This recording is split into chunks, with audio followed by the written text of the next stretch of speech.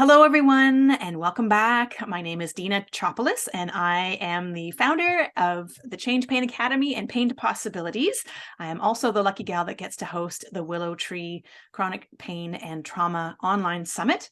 Today, I am really excited. You can tell in my voice that I'm excited to have our next guest here with us today.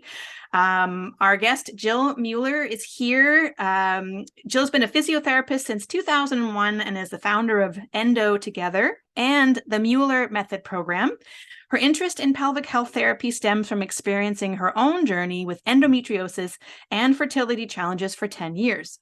Though through learning more about the disease, implementing pain neuroscience and visceral therapy, she has taught herself how to escape her monthly cycle of pain. Jill is passionate about sharing what she has learned with other pelvic physiotherapists and her clients. So there is a lot for us to talk about today, Jill. Thank you so much for being here. Oh, my honor. Yeah.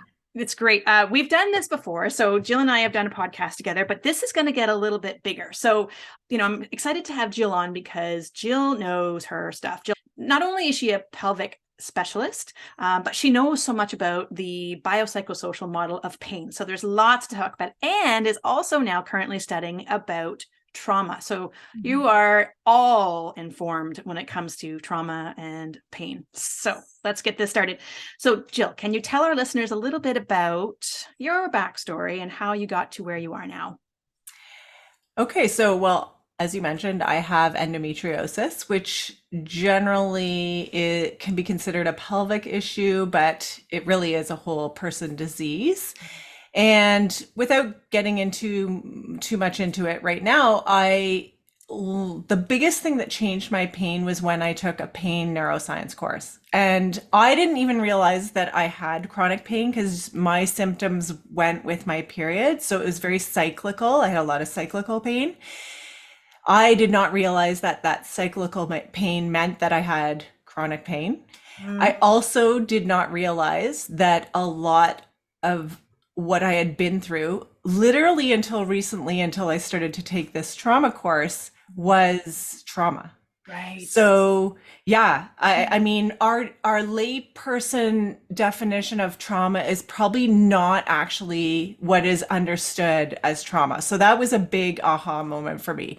But when I started to implement the pain science strategies on myself, my life changed. I no longer have cyclical pain, and even my anxiety is starting to change and a lot of the other symptoms that I couldn't help regulate. So it's really neat information. Oh my gosh. And this is exactly the message people need to hear because we are kind of taking, a much broader approach. They will hear the message, our listeners will hear the message, well, you've got endometriosis. Well, that's so biological, right? And as you said, it's a whole person thing. And not that we're just talking about endo today, but it's about the whole picture. So perfect. Let's dive into it. We've got lots to talk about. Okay, so March is endometriosis month, and in congratulations. I know you did a talk recently. That's fantastic. What is the overlap between endometriosis, pelvic pain, and trauma? Or can we weave that together a little bit? Yeah, I mean, it may start off, a lot of people get stuck in the physiology. Right. So, first of all, endometriosis itself can't be diagnosed and definitively unless you have surgery. So that's the hard part about this disease specifically. So there are a lot of people suffering with maybe IBS. Digestive symptoms might be their first symptoms when they're young before they get their period. And so they're sent to a gastroenterologist for that or their GP. And then we may have period pain, and then we're sent to a gynecologist for this. Our medical system's very disjointed. But so that can be traumatizing in and of itself, getting shuffled around in that medical system, and no one is taking a whole person approach. And this is where that biopsychosocial approach can be really helpful in looking at the person and all of their symptoms and allowing them to talk beyond that 7 minutes and Yes. and get to what all those different symptoms can be. The other thing is when we have pelvic pain, it can culturally or personally or the way we are raised be shameful. And when something is shameful, we may not want to talk about it. I think, we're not talking about it with our parents. We're not necessarily talking about it with our friends, or we're editing what we're saying. So we feel very alone when it comes to pelvic pain, which again can be quite traumatic. We feel isolated. We feel like nobody understands. Mm. Unfortunately, when we do talk about these things with the medical system, we're told period pain is normal. Right. So then that again is dismissive, gaslighting. It's Right. traumatizing. So there's so many steps Mm. in that endometriosis, pelvic pain, um, and trauma Right. that can be all linked together. Right. Trauma can happen at any step. It's true. It is a complicated mix, but it is absolutely an important mix. And part of the reason this summit came about is because, time and time again, I've heard either clients or those who are just kind of coming into the recovery mode, or at least learning about pain.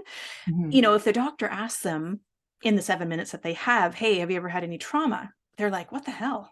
Like, why does that apply to me? And Yeah. it's a defensive mechanism, right? That comes up. They're like, that's just And weird. what is trauma? What do they mean by that question? Can you Right, please right. define what you mean? Exactly, exactly. And I think the best description I've ever heard of what trauma is, and you are going to, I'm sure, add so much more to this, is it's really a space when you don't feel like it's going to be okay. Yeah. And Right. our nervous system isn't given the opportunity to process it at that time. Like we may not even be cognizant of that I'm not okay. Like Right. I didn't realize that having surgery was trauma. That may seem obvious to a lot of you, Mm. but I grew up in a medical, like my dad was a doctor. So surgery was just something like I mentally did not Mm. perceive that as traumatic. But anytime you're put into a scenario like anesthesia is putting you into a scenario where you have no control, Right. and that is also definitive of trauma. Right. Which is an important distinction to make, because I think a lot of people would say, oh, I don't have trauma. And it's becoming, yeah, it is a part of our life, as much as pain is a part of our life too, right? Pain is everyone's going to experience pain at some point. So Yeah. the more we can at least clarify what that means, the Yeah. better. Okay, so and the only reason I'm bringing this up is I think it's an important understanding when we talk about the gaps in the medical system. And I'm not trying to put down the medical system. It's not the good people like the doctors and nurses. It's just the system in general. So what sort of gaps are you seeing? We touched on it a little bit, but what kind of gaps are you seeing in your profession? Well, and it's interesting. Like, what is the medical system? The medical system includes people outside of doctors. So, and Yes. it is a system issue. The doctors are also handcuffed. They Right. literally are only given a certain amount of time, even if they want to spend more time. So that's the unfortunate thing. We're totally understaffed in Canada anyway. Right. A lot of our doctors are burnt out since COVID. Right. Right. Um, our medical system isn't just about the doctors, though. So we're looking at psychotherapists, we're looking at physiotherapists, Right. and the system is not set up to fund those publicly. And that's a massive, massive gap. Mhm. And so just recently, I just learned this on the weekend at the endometriosis events I was speaking at, that they just got rid of HST for psychotherapy. Really? Like the government was actually taking money for people trying to get mental help. It Oh, actually gives me the chills. oh my gosh, I did not know that. I know. I just found this out. So, I mean, we need to remove the barriers to getting those helps and getting that help and financial burden. And a lot of times, for example, with people with chronic pain, they may be on a leave. They may not have benefits. They may not be working right now. And Absolutely. so they don't have the ability to fund getting that further help. So Yes. that's also a barrier, as well as like not having the time to speak with the doctors, as we mentioned. Right. And they also aren't looking at the whole Person. person. They're taking that biomedical approach, Right. staying with the physiology, Yeah. and not looking at the context of the whole person, which also needs to be addressed. Absolutely. Which is a perfect segue into kind of the role of this physiotherapist. So, as a part of the medical system, but also I think as one of those really key pieces that are helping to kind of close that gap a bit more is our physiotherapist. So, what is the role of the physiotherapist in pelvic pain, trauma, pain in general, coming together? Yeah. Well, unfortunately, in physiotherapy undergrad, which was a few years ago for me, things are shifting. Things are shifting in the pain realm. Yes. So the understanding of pain is better understood now as a biopsychosocial immunity issue and being taught to physiotherapists in school now. They may not know what to do with this information yet, but Right. at least they're retrieving it a little differently than in the biomedical model. Right. Unlike medical doctors, that 96% Right. of education in pain, compulsory education, Yep. is, sorry, 90%, let me re-say this. Yep. 96% of people in medical school have zero compulsory education in pain. Right. And the number one reason we go to the doctor is for pain. Right. So we're a little ahead of that in the physiotherapy realm, but I'll say in trauma informed, we don't talk about it. Right. We don't learn about it in physiotherapy as well. Right. It wasn't touched upon until I moved over into pelvic health. Mm-hmm. So thank goodness for, at least in Canada, I am not sure about it in the States. Right. But outside of that sort of primitive understanding of listening to the patient and getting permission and really getting consent, Yes. we don't learn a lot. And so it is up to the individual practitioner to go on and learn more about it. Right. That if you are seeking help, just to ask the questions and get to know if they are perhaps trauma informed. And if you have that connection with them, that trust connection, which is really important. Yeah. Yeah, good point. Yeah, we're getting there. I do believe it's coming, not so much for trauma, but hence why we're doing what we're doing, right? Okay, so you did mention briefly, and just sorry to backpedal for a second, for our listeners who may not know what the biopsychosocial model means, it is simply, go ahead, Jill, you say it so eloquently. Oh, what is biopsychosocial? I'm putting you on the spot. Bio means anything physical or physiological. So disease or body oriented stuff. Yeah. Psycho means psychological. So any thoughts, perceptions, that sort of thing. Mm-hmm. Social is how these things, including how we interact with the world. Right. Social means how we interact with the world, whether that's our little world or the big world, or the big world. Yeah. Yeah. Beautiful. Yep. Thank you. Okay. Because that's kind of our secret weapon, right? When it comes to people being able to approach and ask questions, if they have the sort of this understanding of what that biopsychosocial influence on pain and trauma as well is great. Okay. So we know that with the biopsychosocial model, that safety is really an important part for the brain and the brain's perception of safety. So when it comes to treatment, how do you set up sort of a space of safety? Well, the literal space is important, actually. Uh-huh. It's funny, I didn't actually consider that until you just said that. But I do have this space where I am not blocking the door for them. They're actually facing the door, because anytime, and actually, well, I don't know whether to point this out to patients or not, but just see how a place that you go to is set up. Is your practitioner sitting between you and the door? And how does that make you feel? Right. Oh, good point. Right. Yeah. And then I have dim lights. Like I do have fluorescent lights. I turn them off and put the dimmers on because those fluorescent lights feel very clinical. Right. And that can be a trigger for some people. Yes. I have a salt lamp, not because I believe necessarily in the salt lamp. It's because I really like the light that it gives off. Yeah, it's calming. It is. Right. Yeah. It's very calming. And then I have really calm music. Yeah. So I set up the environment to be sort of inviting and a little bit of a warm, safe space to feel to feel safe. Right. And then I let them speak.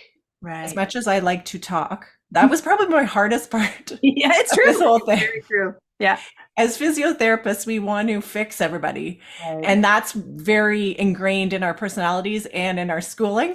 Yes. So when I first started to learn about this, I had to like zip it and ask open-ended questions. Yes. Yes. Let them tell their story. Right. Because they don't often get to.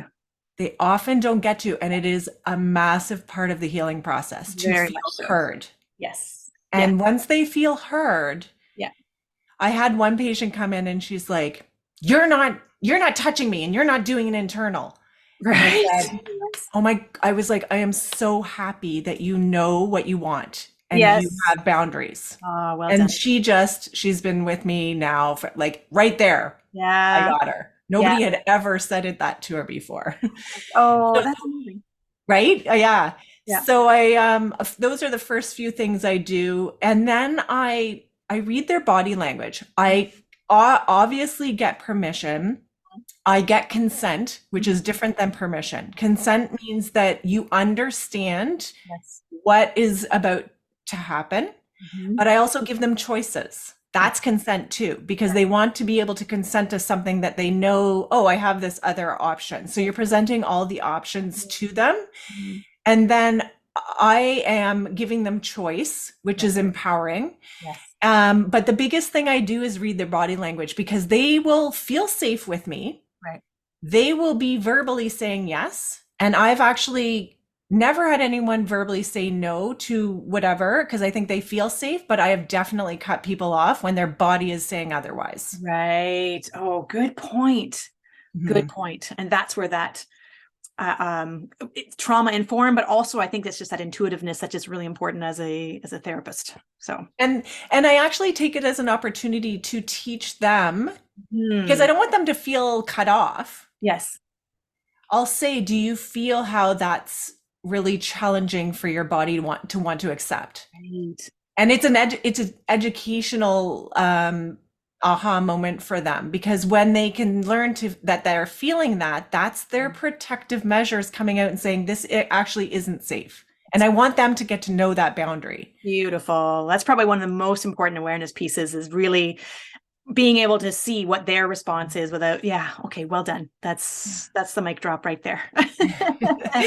Amazing. Okay. Oh gosh, there's so much more to talk about. This you're back to school, you're learning about trauma. Is there any big aha moments that you're having as a result of what you're learning now about trauma?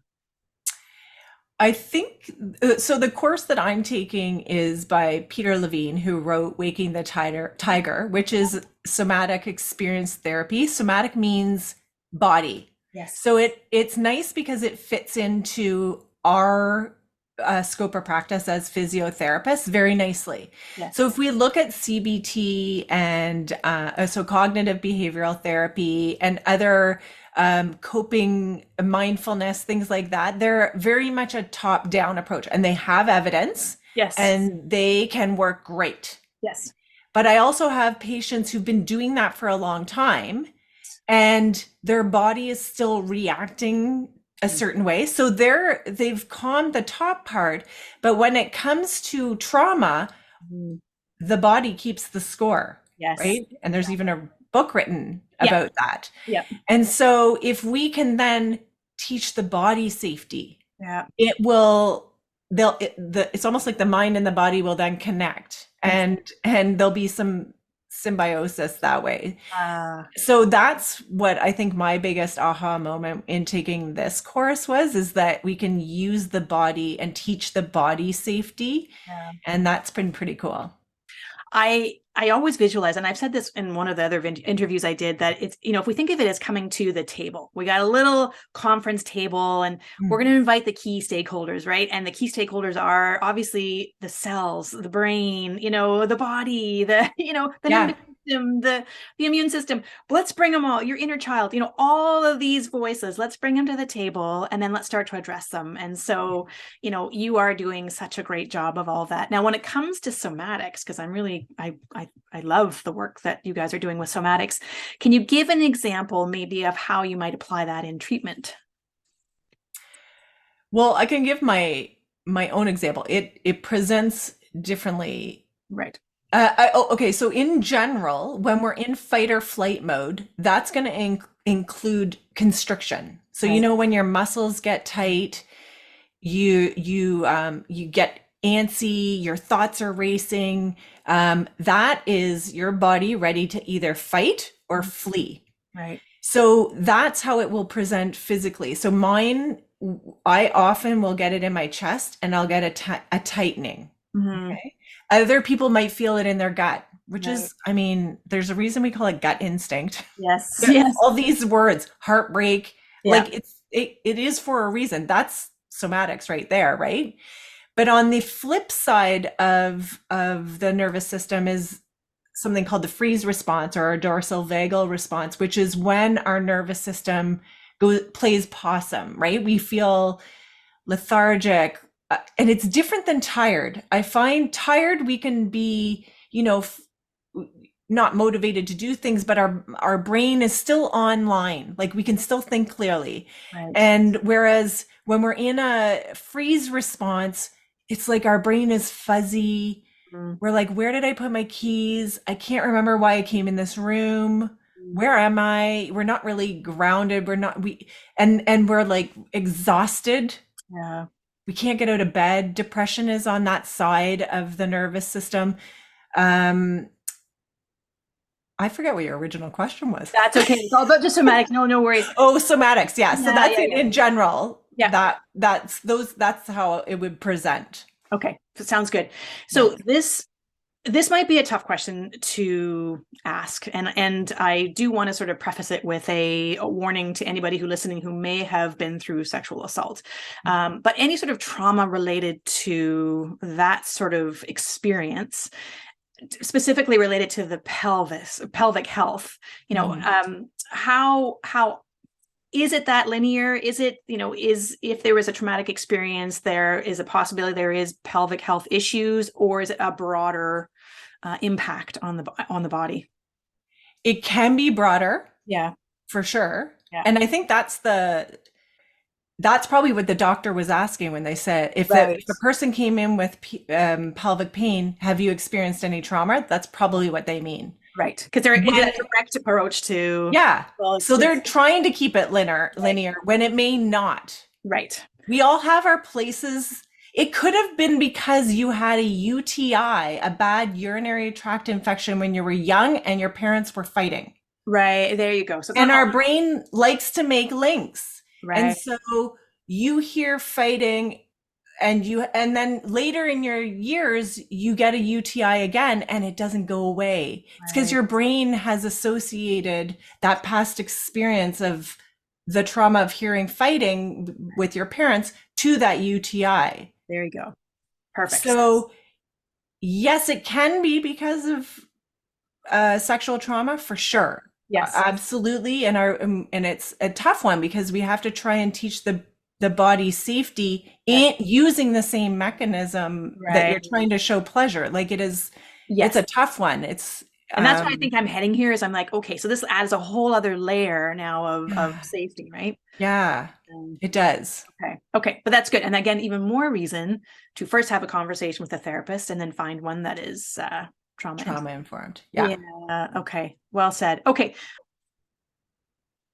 All right. So based on your professional experience and also your lived experience, what is one nugget of advice that you would really give to our listeners today? Only one, eh? Or many? I'm kidding. No, I think my biggest piece of advice is to trust, or is that change is possible. Right. Okay. That pain isn't there to annoy us and it's not there to ruin our life. That in fact, it's actually our protector. And when we start to understand pain and develop a different relationship with that pain and understand that it is trying to motivate us to get to change some things, it just is there because it thinks we're in danger. Right. Right. So if we can understand what it's thinking is dangerous and we can teach it more safety messages, it will start to change. But it is there to help you. Yes. And I think we just need to understand that once we can shift from the danger messages to the safety messages, it is totally possible to change. Thank you for bringing that. That's a great point. All right. So you also mentioned too about one of the really important pieces is trust. So trusting the process. So what do you believe is important for our listeners to know about trusting the process? Yeah, we have to just realize that it might be our belief system that is actually the hurdle that is put in front of us that we need to kind of get by. That we can get stuck with how we were, things we believe because of cultural or how we were raised. Right. And so once we start to understand the science behind pain and trauma, it can help us realize why we react the way we do, or why there are outputs like pain, anxiety, depression that we're going through. Right. And therefore trusting the process and trying to be curious Right. is probably the best thing that you can do, and things will start to shift if you can go in with some curiosity. Beautiful. And I think you brought it up.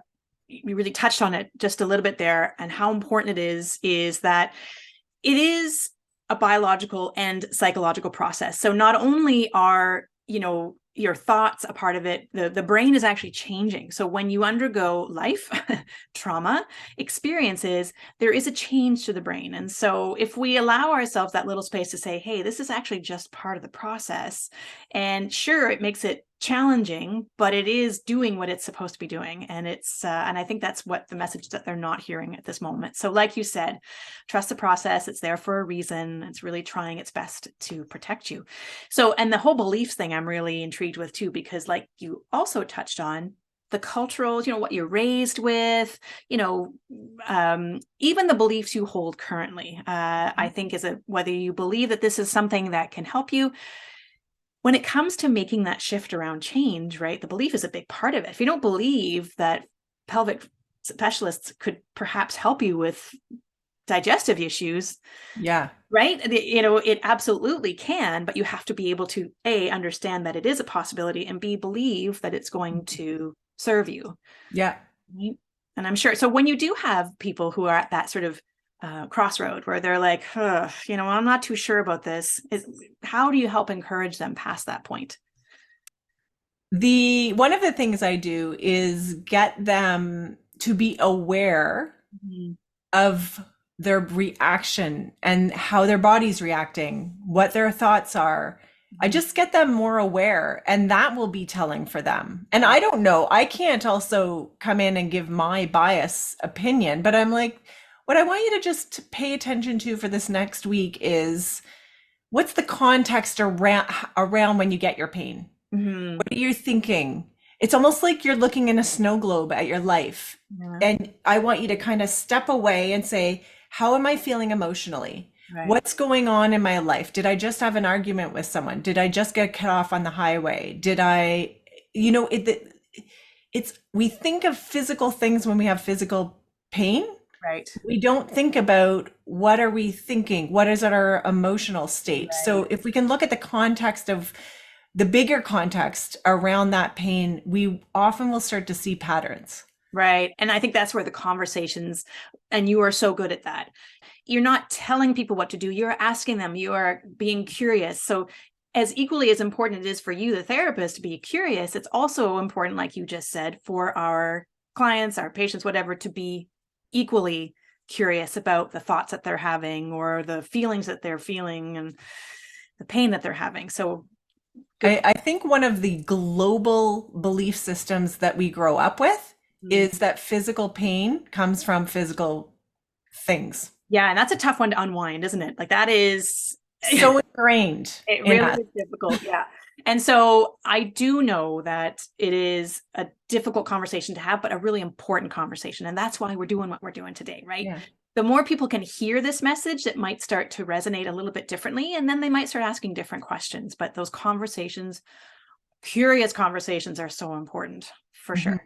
So yeah, that's again, the biological, the psychological, and the social all coming together so beautifully, right? Yeah. So is there any one tidbit that you would give to our listeners to at least help nudge them forward based on your lived experience and your professional experience? I know for myself that learning it was like relearning pain. Mm-hmm. That was my big aha moment. And I think if people can understand how pain can happen because of more than just the physical, also why it becomes more sensitized and Mm, understanding how something that didn't used to bother us is now like creating so much discomfort and pain. right. Then by starting off by understanding why, we take a lot of the blame and shame off of ourselves and say, okay, this was trying to protect me. I need to now match it where it's at, and then take the steps towards building that window of tolerance or the capacity of our nervous system so that pain doesn't come on so quickly, because we Right. can't get rid of pain. It's there. We Yeah. need to have pain, or we Right. it's our survival method. But when it happens like continuously and too soon, that becomes a functional issue in living in the world today. Right. Yes, definitely. If only this message could be heard right off the bat, right? You get an acute injury. Let's tell you a little bit about how your pain is going to serve you, right? So that Yes. you can understand what's going on. So, So important, because yeah, if we have fear around that, yeah, or if we think I can't go to my job now, I'm gonna lose all this money, now I'm in financial straits, like that will prolong. That's when it starts to become a chronic issue. exactly. Right. Past that 4 to 6 weeks, 6 to 12 weeks of healing, Right. past that. So if we can get somebody right off the bat to Yeah. understand the healing process Right. and kind of compartmentalize these things. Yes, absolutely. Same with trauma. I think if we could have that opportunity to have that conversation, say, listen, I know you've been through a rough spot here. This is how your body is set up to help you. Yeah, Even though in that second, in those weeks following, it might be difficult to hear that message, but, it's important, I think. yeah, Mhm. yeah. And just to touch back on what we were talking about earlier, the whole sensitization, for anyone who's not sure what we're talking about, when it comes to either chronic pain or the imprint of trauma, it does change the brain. And what happens as a result is this sensitization, as Jill was mentioning. And so it just means that our body sees danger so much more than we see safety, or something that would normally be deemed safe now becomes unsafe and dangerous. And so that's where the cascade of events actually happens. So, I heard a good analogy. mhm, Can I share it with you? please. So if a regulated nervous system is sort of like strumming a guitar, Oh, acoustic guitar. okay. When the lightness or strength that you're strumming that guitar will dictate how loud or soft that music is that's coming out. Ah, Sensitization is like plugging the guitar into an amplifier. And right. so the brain is like the amplifier, where it recruits a lot more of your brain centers. And you can see this on a functional MRI of somebody who is in chronic pain. Their Yes. brain centers are all lit up. Their brain becomes overprotective. Right. And when it becomes overprotective, all of a sudden we could be strumming lightly, but it sounds really loud. And that pain can be a lot louder than the input that's coming in. Oh, I love it. Yeah, I love it. A new analogy. That's great. So how do we help the sensitized brain? So just to keep it really simple, I know in the practice you're doing, it's always that sort of gradual exposure, right? You really want to make the situation feel safe. And as far as analogies go, I just heard one recently from Dr. Rachel's office. It's like being in a dark room, and I love this, it's simple.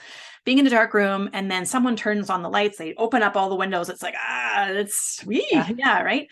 But if you were to slowly open that curtain little by a bit, little by little, and adjust accordingly, then it's not so overwhelming, right? And so essentially that is what Jill is doing, is helping to desensitize and really dial down those pain sensations through Yeah. awareness, through meaningful conversations, through awareness, understanding where it's coming from, right? And then just creating a safe space. Sounds so Mhm. easy, right? It does sound easy. And Oh, it really is a simple concept. yes. That's the frustrating thing about this, is just we need to increase the safety messages, Yeah, decrease the danger messages. that's right. And it's not an easy thing to implement. It's a Right. simple concept. And when we keep it simple Yes. and we're just monitoring what is this input that's happening right now, is it seen as a danger or safety messages? And that's where I'm like ebbing and flowing with the nervous system and listening to my body and saying, okay, right now my body's tight. For some reason, it thinks there's something more going on. Mhm. So I'll take a moment, do a couple of breaths, and there's many different techniques that can be helpful. Right. But yeah, learning to ebb and flow with those messages. Right. It's Helpful. being a little bit more of a team, right? What Yeah. between those sensations and yourself and the reaction you have to them. So, all right, Jill, you have an awesome freebie I to do. offer our listeners. Can you tell us a little bit about it? Yeah. So for anybody who is experiencing period or pelvic pain, I have my top five favorite poses that I found helpful. Mhm. You might recognize a lot of them, but I also include a bonus video on something that you probably have not seen before. So that is available to anyone with any period or pelvic pain, men as well. It will help men as well. So I don't want you to think just period pain. Right. Yeah, Helpful for pelvic men pain. as well. Yeah, that's fantastic. Okay, and I will include that for sure on the link with the video. And how do they get a hold of you if they'd like to? Okay, so you can reach me at my website, www.endotogether, E-N-D-O together.com, or probably mostly on Instagram. I'm on most social networks, but I'm mostly on Instagram. Yes, I know. And my handle is at Endo Together, same name. Excellent. Okay. Well, thank you for offering our listeners a great amount of awareness, but more importantly, the hope. I think that's why I love having you on here. Yes, you're knowledgeable, but you also offer hope. I think that's the most important thing for our listeners to understand is you don't have to be stuck in this. There's so much more. And our listeners are a big part of that equation. So yeah, Yeah. thank you so much. Thank you, Dina.